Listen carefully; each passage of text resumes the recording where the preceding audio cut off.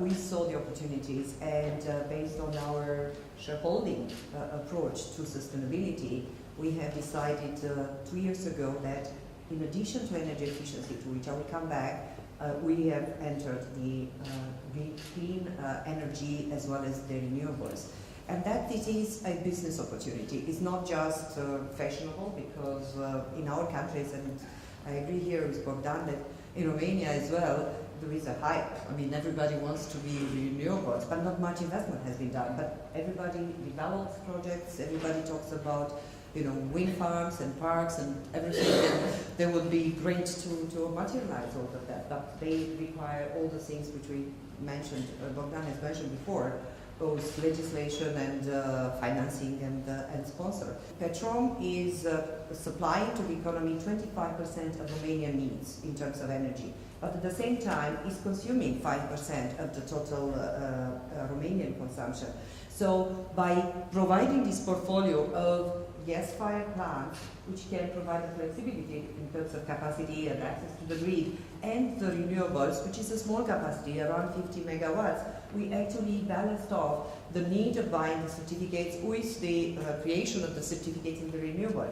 But all are creating returns for our shareholders, because we have quite an interesting shareholder structure. We have a strategic investor, an industrial European investor, OMV of Austria, but we also have the state in around 40%, and we are a listed company. So this definitely created good appetite for our investment due to their profile of looking for economic and sustainable development of their company.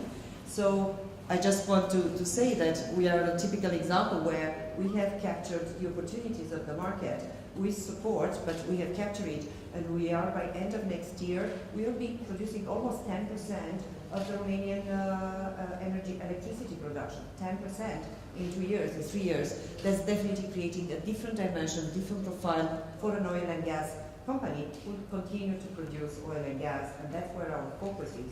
And just briefly, I want to say that for us, energy efficiency is one key generator of carbon, emission reductions. Why I'm saying that? Because we are an old, plant. We have old plants in refineries.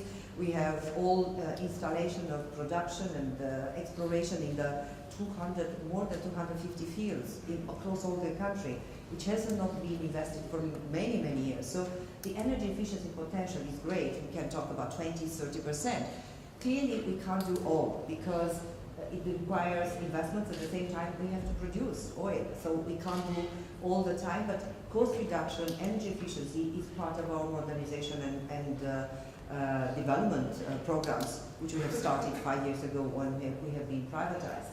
So energy efficiency is still a key area for our activities in upstream, boilers and meters to monitor and try to capture all the leaks and repair them. I'm talking about well modernization, so that's a big chunk of our energy efficiency, but also in the refinery. I mean, we have small capacities, old, not invested for the last 50 years, never invested apart from when they were built. And these are really very low efficiency and creating losses for the company. So energy efficiency measures clearly reduce, or hopefully by heavy investments will lead to break even. We will not produce any more losses. So it's a pure business-driven type of decision, but at the same time, by doing this energy efficiency, we create good impact on the environment, and also we create opportunities for renewable targets to be achieved because the base is lower.